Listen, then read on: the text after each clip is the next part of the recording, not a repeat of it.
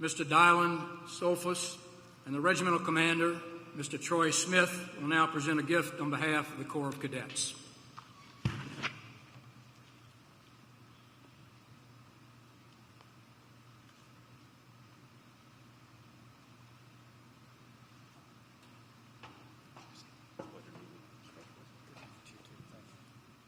Mr. Vice President, we're honored by your visit here today, and as a token of our gratitude, we'd like to present you with this gift on behalf of the Virginia Military Institute.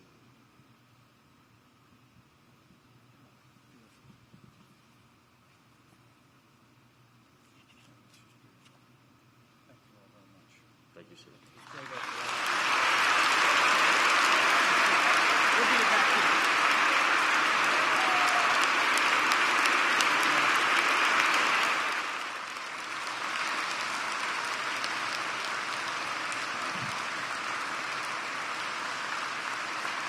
Thank you all.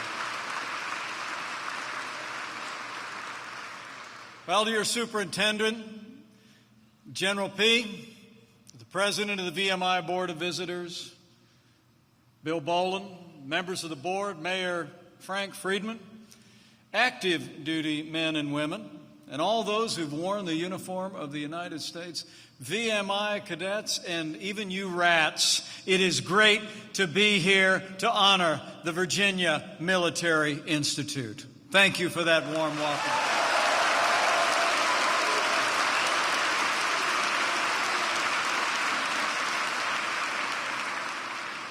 And it's also, as General P just said, it's also a particular honor to be here with two distinguished VMI graduates from the class of 1996. The first, a former Army Special Operations, captain of the 75th Ranger Regiment, deployed to Afghanistan during the invasion after 9/11, and now he's the Secretary of the Army. Would you join me in welcoming VMI's own Secretary Ryan McCarthy? Ryan, would you stand up?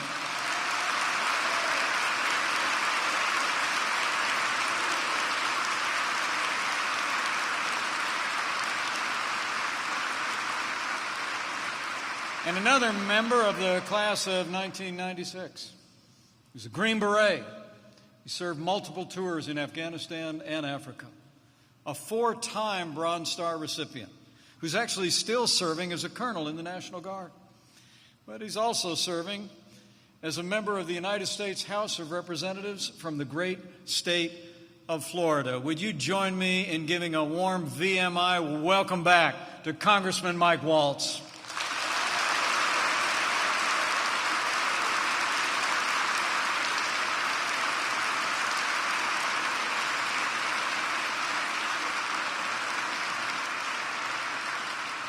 It's an honor to be here with all of you, with all the distinguished Americans who are with us today, and to be among so many friends.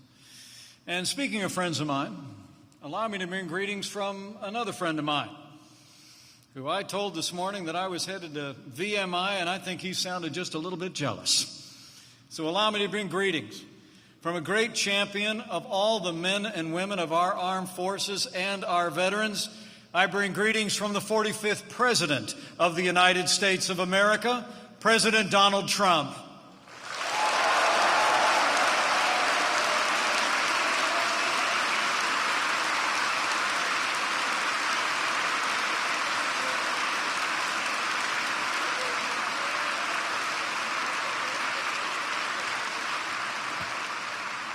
You know, it's an honor to be here at VMI, our nation's first state-supported military college. It's really amazing to think about the tradition of which you are a part. For 181 years, this institution has been training up citizen soldiers who are educated, confident, capable leaders who have a love of learning and a high sense of public service. Every one of you participates in the ROTC all 4 years you're here. And I'm actually told that more than half of your 2020 class were commissioned in the armed forces of the United States, and that members of the VMI student body today are currently pursuing commissions in every single branch of our armed forces. So on behalf of your future Commander-in-Chief and on behalf of a grateful nation, thank you for stepping forward to learn at VMI and to all of you who are leaning in to wearing the uniform of the United States, thank you for stepping forward for America.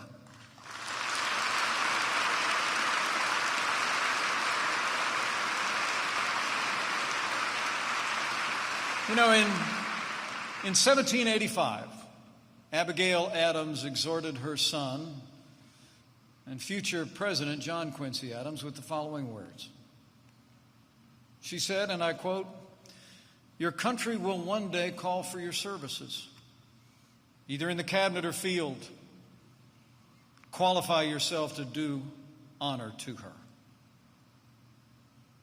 Those words of admonition are exactly what each one of you are doing here at VMI. For whether in the cabinet or in the field, as civilians or commissioned officers, here at VMI, you are qualifying yourselves to do honor to your families and your country. In fact, I think it's safe to say that no better word captures the spirit of this storied place through its 181 years than the word honor. So says your legendary code, a code you live by every day. At VMI, honor is at the core of what you do. And thanks to the extraordinary education and training you are learning here today, honor will be the central characteristic of who you become.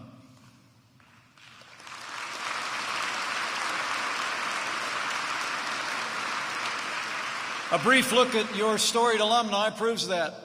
These hallowed halls have produced no less than 290 flag officers, legendary leaders like civil rights martyr Jonathan M. Daniels, Marshall Plan architect and Nobel Prize winner General George C. Marshall, and 7 Medal of Honor recipients.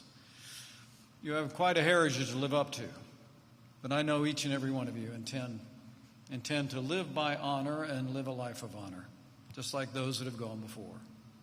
And really, it's ultimately why I'm here today, on behalf of your president and a grateful nation.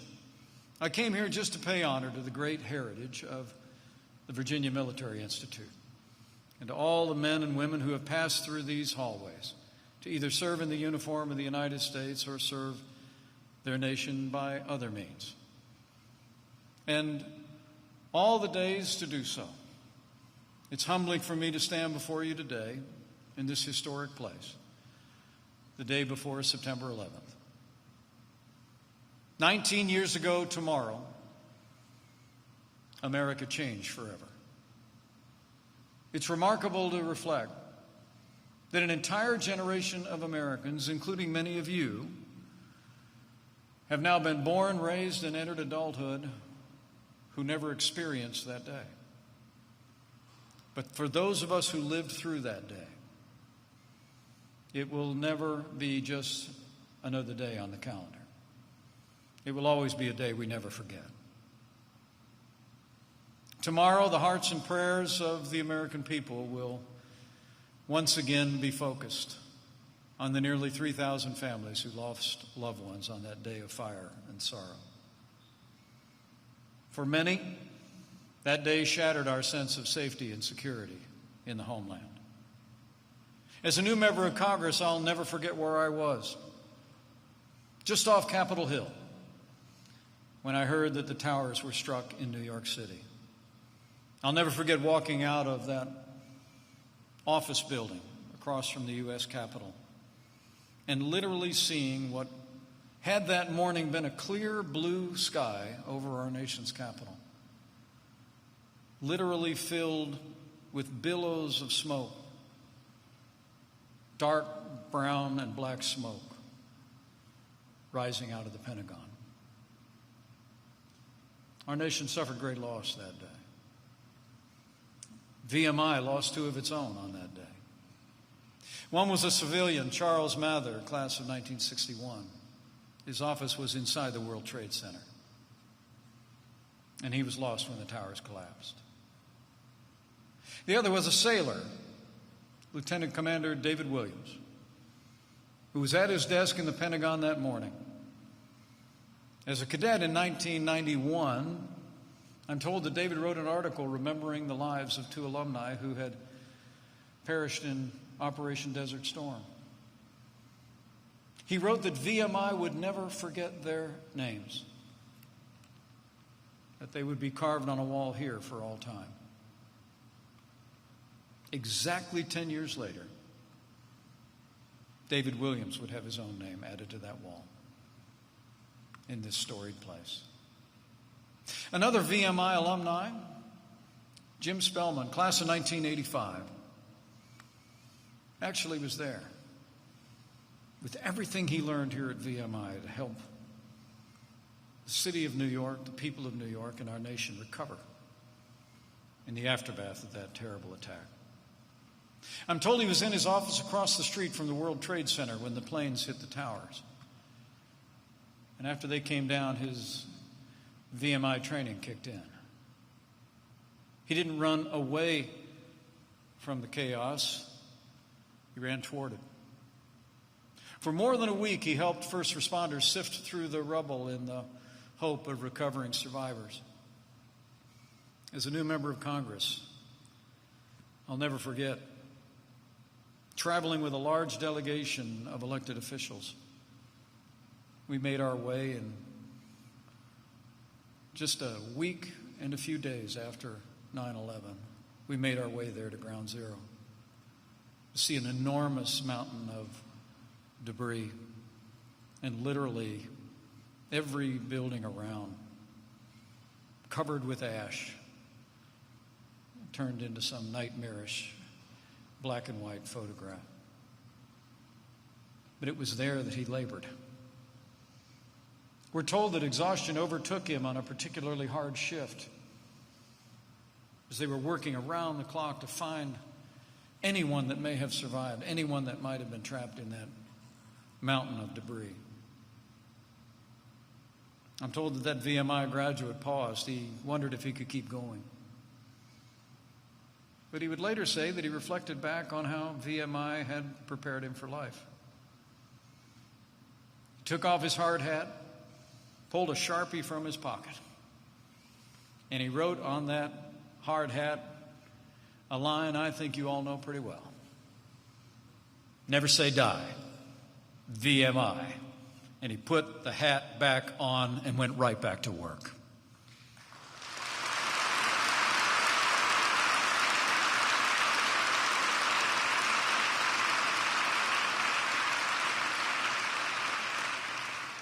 Jim Spellman is emblematic of the character that you learn here at VMI.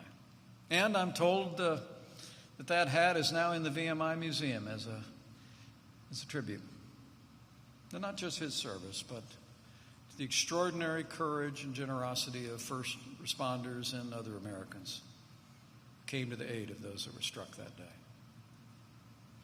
And most importantly, in the proud tradition of VMI, in the wake of that day 19 years ago, tomorrow, many of your alumni answered the call to defend this nation, put on the uniform of the United States. I'll never forget when I went home from Capitol Hill that day. They'd closed all the roads, but that Marine son of mine was about 6 years old. Our girls were younger. I found a way to get across the Potomac River to go home to be with my family, give them comfort before we went back to the work of the nation that day. I'll never forget, as we talked as a family around a little kitchen table, I tried to reassure my children that everything was going to be okay.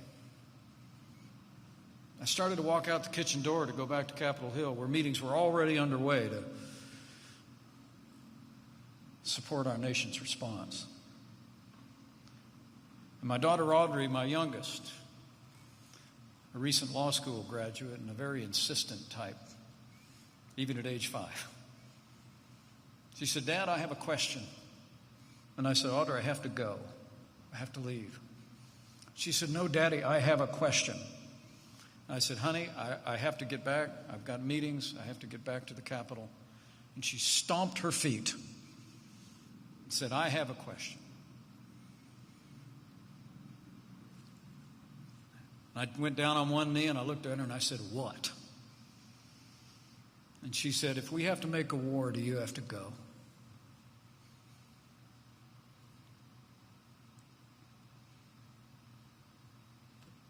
put my arms around her and I hugged her and I said, "Honey, Daddy's too old." It's hard for me to recite that story without emotion. Because it was in that moment, on that day, General, that I thought of those who did have to go. And I've thought of them every day since. Incredible generation of heroes that stepped into the gap and took the fight to our enemies on their soil. There were heroes from VMI in that generation. Many. In fact, there would be 12 who paid the ultimate sacrifice for our freedom, who fell in Iraq and Afghanistan. They bore the burden of that day. They hugged their moms and their dads. They hugged their family members goodbye. And they went home to eternity. And we will never forget or fail to honor the graduates of this institution and all of those who have served and fallen in the service of the United States of America.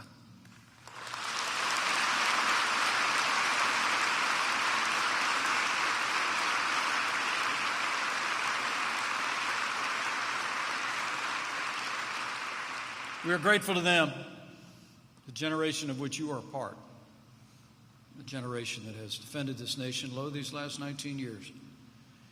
And it hasn't just happened.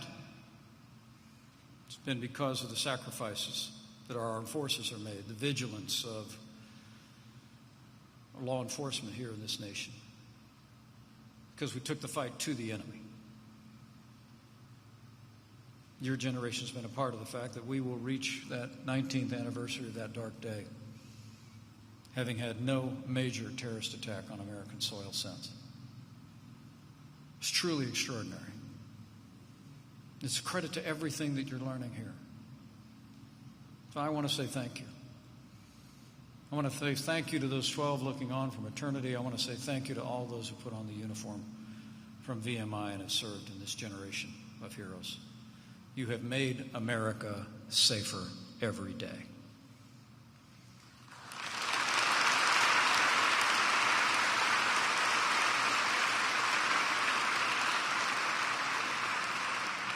So I came to say thank you, to commend all of you for stepping forward to embrace the kind of education that you're learning here, to keep open the opportunity to serve your country in new ways in the days ahead. You know, as the father of a Marine Corps captain and the father-in-law of a Navy lieutenant who's currently deployed, serving overseas, I couldn't be more proud to be vice president to a president who cares so deeply about the men and women of our armed forces and their families.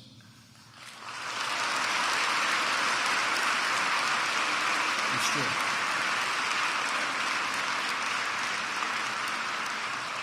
Four years ago, we inherited a military that had been hollowed out by devastating budget cuts. Our troops hadn't seen a significant pay raise in nearly 10 years. Our military lacked the equipment and the readiness to have the greatest fighting force in the history of the world to meet any moment. Our NATO allies weren't meeting their commitments to our common defense. Iran was resurgent across the Middle East. And the terrorist organization of ISIS controlled a land mass larger than Pennsylvania. But all that changed when President Donald Trump stepped into the White House.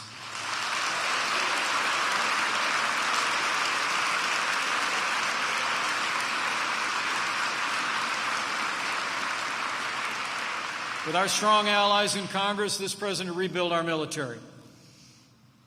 We provided for our active duty military personnel the largest pay raise in nearly 10 years. And President Donald Trump signed the largest increase in our national defense since the days of Ronald Reagan. We've rebuilt our military. In fact,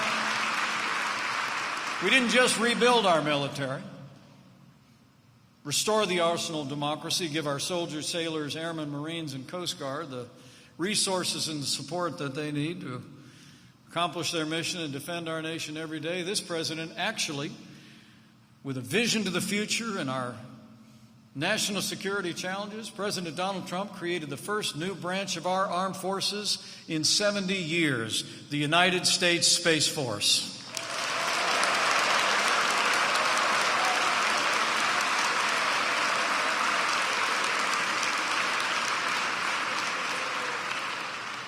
Sounds like we got a few future members in the Space Force with us today.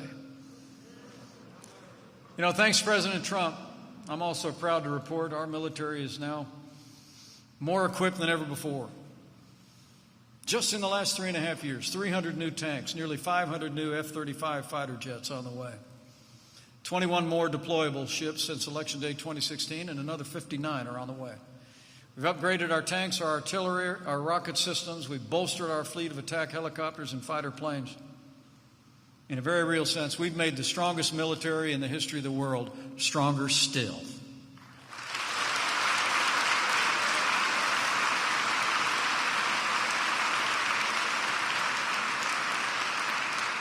And all this matters.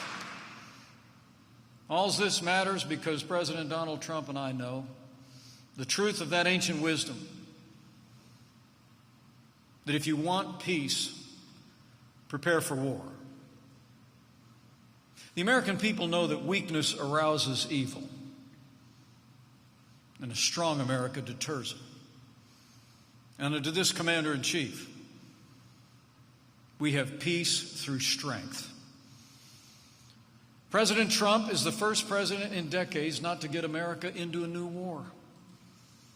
President Trump has shown that greater peace and stability requires just two things: a strong American military and a president who is willing to act to defend America's interests all over the world.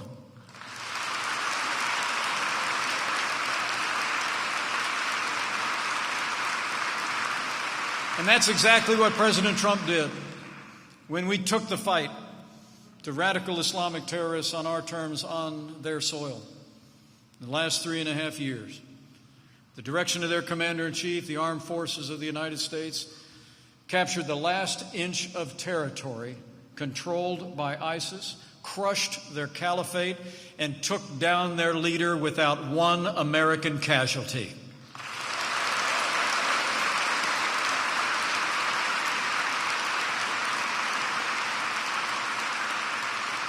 That's what this president demonstrated when he held firm on the red line. America had said that if Syria used chemical weapons against innocent civilians, that there would be consequences. That red line was ignored before President Trump arrived at the White House. But when the Syrian dictator Bashar al-Assad used chemical weapons against his own people, President Donald Trump responded with overwhelming force and cruise missiles to back down that dictator from using chemical weapons against innocent civilians.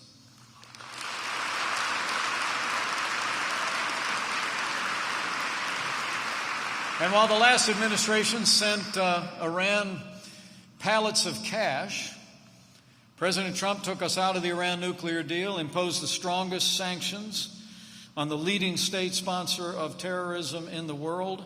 And when the most dangerous terrorists on the planet threatened American forces, President Donald Trump gave the order to take out Iran's top general, and Qasem Soleimani is gone.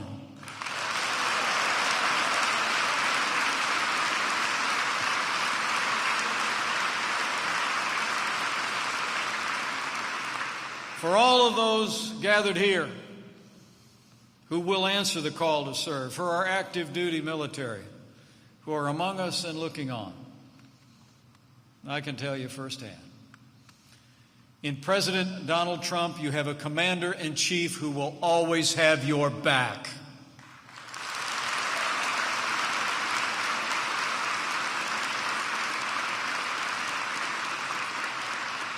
And with that strong commitment to our national defense and a willingness to use American power to advance American security and interests, our allies are stepping up as never before.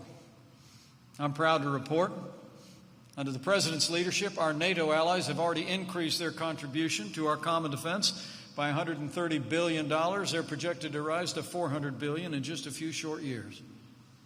And from the standpoint of American strength,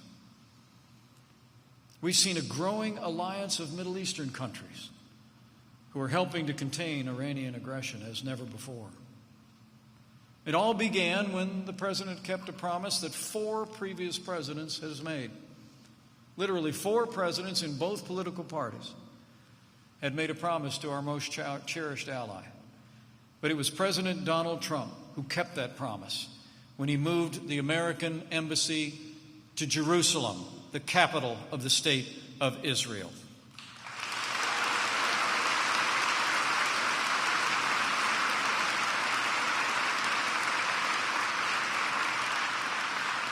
That was a demonstration of our commitment to our cherished ally Israel, but it was also a demonstration of our commitment to peace.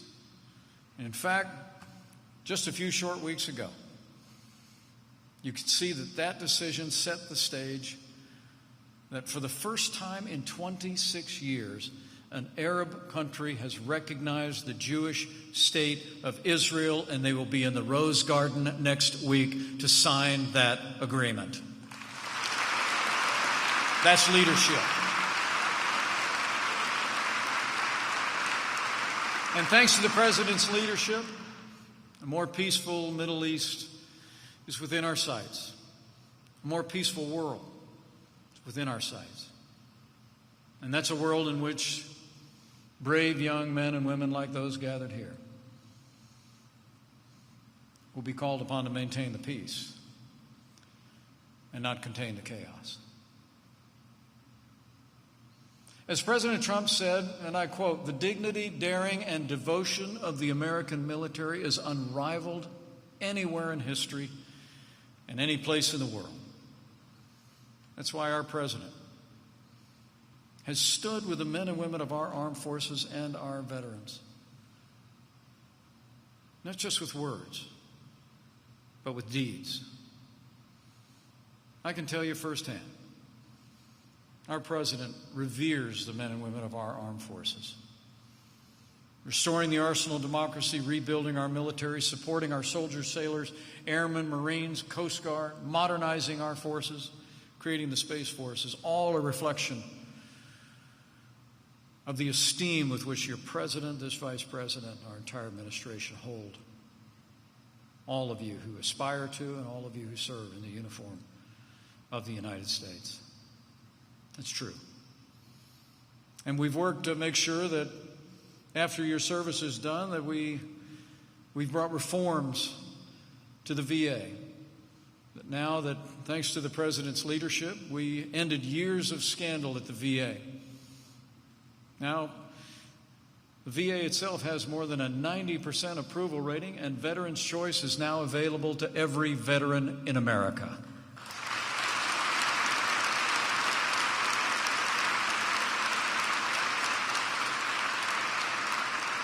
So it's been about deeds. It's been about supporting our military and our veterans. But I've also seen this President's heart. I've seen this President's heart in countless private moments where I've been able to be at his side. I literally have watched it. After an address at Arlington National Cemetery on Memorial Day, when I walked with the President through the grounds, I saw him approach a bereaved mother who was there on that day of days, flowers in hand, who just looked her President in the eye and asked him to always remember the name of her son, Jimmy. And I saw this President assure her that he would. I've been there in the Oval Office. The President's on the phone with families of our fallen, making the calls, expressing not only his sympathy, but the deepest sympathies of the American people, paying a debt of honor that we can never fully repay. I've seen it at Dover Air Force Base. Been there with the family when our heroes have come home.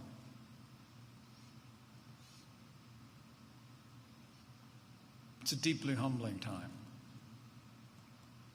to walk into the family center, to walk up to families. But I've seen this president again and again embrace families, speak of their heroic fallen. And I can tell you, President Donald Trump reveres and honors the members of our armed forces and their families. And God bless them all.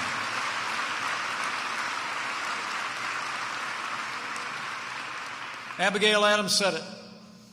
Your country will one day call for your services, either in the cabinet or the field. So qualify yourself to do honor to her. You know, over the course of my life, I've concluded that the three most important qualities in any human endeavor are humility, orientation to authority, and self-control. And as I prepare to leave you, I thought I might offer some of that admonition as you continue your academic career here and continue to lead lives of consequence and leadership and service. Now, many of you will enter the service as officers, while others will serve as leaders in other capacities, and these principles apply whatever your calling is in life. So first and foremost, I'd encourage you to approach your calling with humility. Consider others as more important than yourself. Take care of the men and women that are serving alongside you. Approach every problem as a listener. As was written long ago in the words of the Nazarene, wherever you go, wherever you lead, go not to be served, but to serve. Be a servant leader. And it all begins with humility. And those of you who serve and those of you who are called perhaps someday into conflict should have the same attitude. Have the humility to listen. It's the essence of strong leadership. Secondly, I encourage you to embrace orientation to authority. Respect the unified chain of command. Submit yourself to the authorities placed over you. Trust your superiors. Trust your orders. And through your actions, you will help inspire those you are leading to be better leaders as well. To be a good leader, you must first learn to be a good follower. And finally, practice self-control, something you all at VMI know a little bit about. There's an old proverb that says, like a city whose walls are broken down, it's a man who lacks self-control. Now, all of you are going through rigorous years of training here at VMI. So I just challenge you in the years ahead. Don't lose that. Discipline is the foundation of all accomplishment. Be an example of self-discipline to the men and women you lead, whether you answer a calling of leadership in civilian life or in our armed forces. Your discipline will say more about you than your words ever could. To lead others, you must first lead yourself. Now, I'm told VMI's seal depicts virtue standing in victory over a defeated tyrannical foe. I submit that self-discipline is the wellspring of that victory. It's a virtue that you should cultivate here at VMI. Not just for a few years, but for a lifetime of accomplishment. And I'm absolutely confident if you develop and maintain these virtues on an increasing basis in your life, like so many generations who have passed through these hallways before, you will lead lives of consequence and distinction. I promise you. And lastly, I want to challenge you to be men and women of integrity. People follow people that they trust. And so as you're busy about your lives, as you're making your plans, as you're involved in your studies, take time to develop the inner man and the inner woman. Develop the qualities of character that, again, are the foundation of leadership.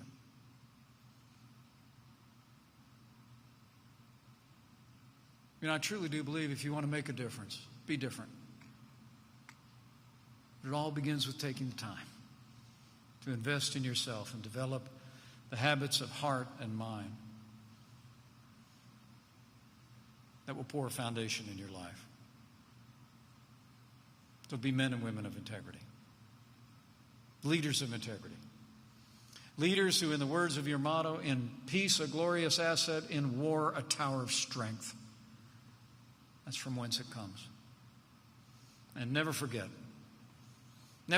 even on the long days here at VMI and the days of challenge and the days occasionally where you wonder if you can continue to go on. Just remember the blessing of being at a place like this. And remember, to whom much is given, much will be required. VMI is providing you an extraordinary education and training in character and leadership. Your parents and your teachers are pouring a strong foundation in your life here. Stand on that foundation and build not just a career, not just a calling,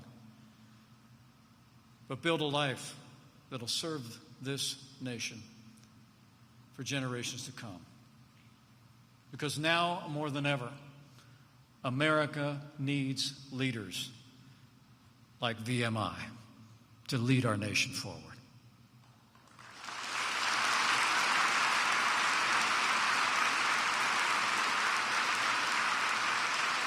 So thank you. Thank you for the privilege of being with you today. It's the greatest honor of my life to serve as your vice president. And I thank you for the warm welcome. On behalf of your president and a grateful nation, I just came to say we're proud of you. We're behind you. We honor the learning that you've responded to here. We honor the calling that so many of you are pursuing. And we'll always be grateful. And I leave here today confident that so long as America produces men and women like the cadets of VMI, men and women who are willing and able to stand up and defend our nation and build lives of consequences, I know the best days for America are yet to come. So thank you, and God bless you. God bless the United States of America. And never say die, VMI.